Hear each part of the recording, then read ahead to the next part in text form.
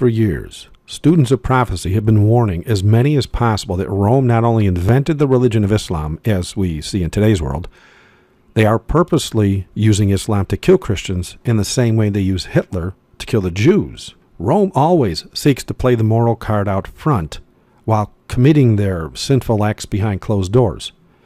Case in point, check out my video titled La Cosa Nostra for the facts on this. On my main site, I have a page titled in the RCC Exposed section, and go down to the bottom, it says Pope and Islam.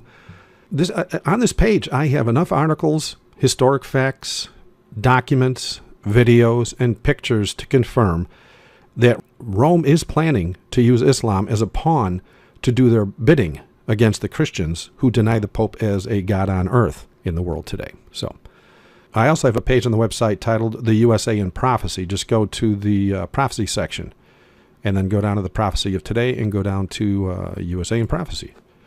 On this page, I go into detail on how Christian prophecy shows the United States will be stealthily taken over by the Roman Catholic Church so as to use America's global power to enforce Vatican dogma all around the world. And this is why we see all the constitutions changing in all the other nations around the world as we speak as well. So, but the prophecy is clear. They need this power that America has to be able to set up the foundation for the mark of the beast that they plan to enforce very soon. In fact, I have many videos and studies online showing all the technology is now present for them to go forward with this prophesied act right now if they wanted to. But our Lord is, of course, holding them back until he defines who will stand with him and who will stand with Rome. In short, the shaking is at hand. But I also have much information in the newsletters and the videos that Rome, Islam, and the USA have been working together for years now to bring all the pieces of the puzzle together. I mean, Hitler's New Order, or as it's called today, the New World Order, is already set in stone on paper, and soon every nation's constitution will be redrafted to reflect Rome's prophesied demands. This is why you see the videos that I did in regards to the Constitution of the United States of America being rewritten. Now, many of you may have seen the video where Obama, who, by the way, is a Muslim working with Rome, actually allowed the battle cry of Islam to be shouted from the White House on camera. And while it happened, he smiled ear to ear, as is obvious in this video clip. Let me get here. Okay, here it is, right here. This is, of course, the article titled War Cry of Allah Declared at the White House. Check this out. Sergeant Bergdahl, well, he caused a firestorm of controversy when he spoke in Arabic at a press conference with President Obama on Saturday. Take a look at this. I'd like to say to Bo right now, who's having trouble speaking English, Bismillah ar-Rahman ar-Rahim, Zayabayem. I'm your father, Bo. The people of Afghanistan, the same. Now, the Arabic phrase reportedly translates to, quote, in the name of Allah, the merciful and compassionate. Now, Bob Bergdahl. Okay, to clarify what just happened, this man was speaking in the Arabic tongue to glorify the Muslim God in the so-called Christian White House, while a Muslim president smiled in full acceptance of the act. Now do you see why all the churches, including the Seventh-day Adventist Church, have been declaring Allah is God? The churches had to be already in agreement long before such an act as this would be allowed at the White House. The opposition would literally be off the charts if this wasn't so.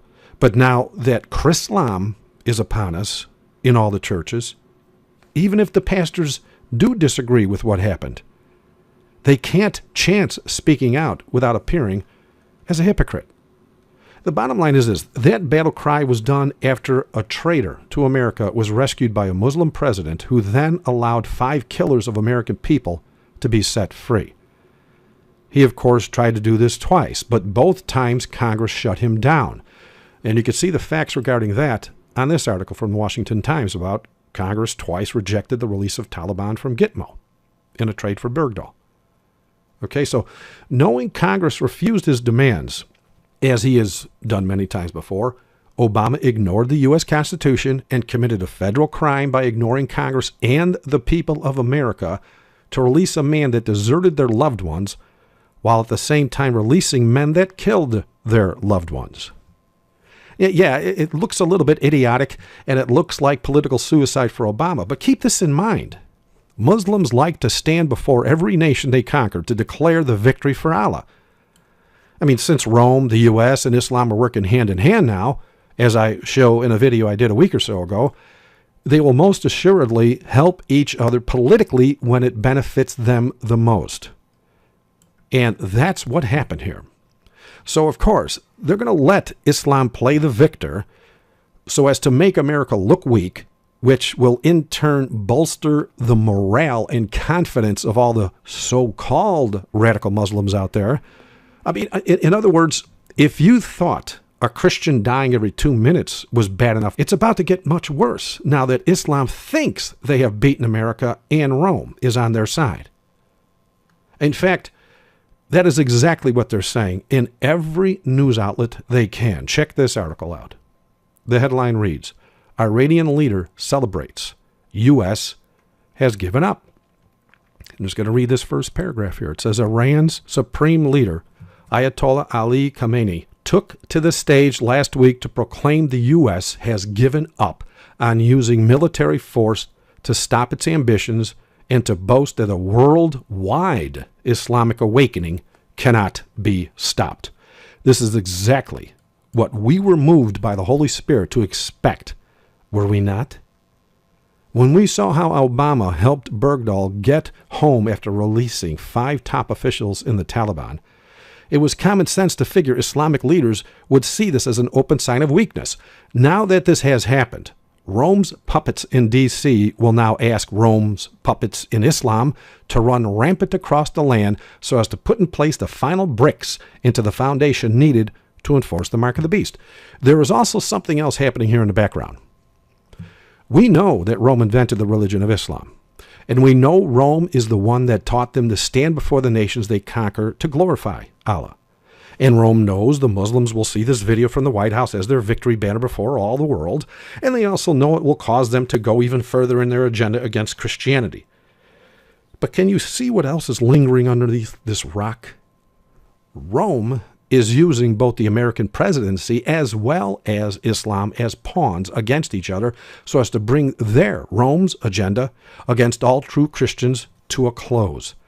So you got to ask, why do they do this? Well, they have no choice. The Vatican prelates are actually Luciferians or devil worshippers. And Satan knows his time is running out, and he wants to get as many Christians off the planet as possible before that eastern sky splits. So he is demanding of those that worship him that they do this. Prophecy outlines that he hopes that every soul on earth will stand with him so as to claim earth as his trophy. But his arrogance is blinding even his own common sense. He knows the prophecies better than any man alive, and he knows he's already lost. But then, how many of us have met people that show the bold fruit of living in denial when everyone else around them see where they're headed? Well, the fallen god they worship or follow after via the leash of sin is where they learned to do that. When you follow Satan, you emulate his fruits, just as the Christian emulates Christ. And by the way, did you notice that the media even promoted this deserter as a hero in the first few days of all this getting out? No, we know he was not a hero to Americans for deserting their nation, but he is a hero to Islam for deserting America. And they need to bolster their morale, along with Rome and the USA. And when I say their morale, I'm, of course, talking about Islam. And one other aspect within this act of Obama is that we all know how Islamic terrorists love to commit suicide for Allah while taking as many innocent souls with them when they flick the switch in the hopes of gaining paradise. Well, being an obedient Muslim, as Obama is, one that even bows to his leaders in Islam on camera, no less, could this be Obama's obedient act of political suicide for Allah that causes 300 million Americans to fall under Sharia law, or at the very least, a watered-down version of it? I mean, after all, we know we have enough guillotines in America right now to have them displayed in every city as a show of power against all those that refuse to bow to Rome's prophesied mark. And we know how they're passing laws, and like, look what's going on in Georgia. You can legally have yourself killed by guillotine if you're a prisoner on death row, if you prefer that over the other forms of death. For Obama to rescue a traitor that was against American ideals and then release 5 Taliban officials that are also against American ideals, it proves Obama is truly against American ideals. I mean, there's no getting around that. And then one last thing, and I must add this because so many of you have emailed it to me in the last few days, and I thank you for it. Again, we know that Rome wants the Muslim to think they have a global victory over both the nations as well as the churches, right? Directly after this war cry was proclaimed from the White House steps, which appears to show Islam has defeated the largest nation on earth and the most powerful, we see this now happening at the Vatican, which appears or claims to be the largest church on earth and the most powerful. Check this out.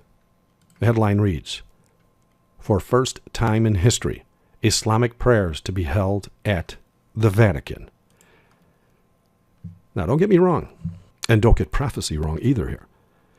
Islam hasn't taken America. And no, it hasn't even taken the Vatican. But the man of sin in Rome desperately needs them to think they have been successful for Allah. That being said, can anyone here guess as to what political position will now be handed to Islam, now that they're all successful in that will actually benefit Rome in a most positive manner? I hope and pray you were blessed. Please share this video with as many as possible. Thanks for watching. God bless.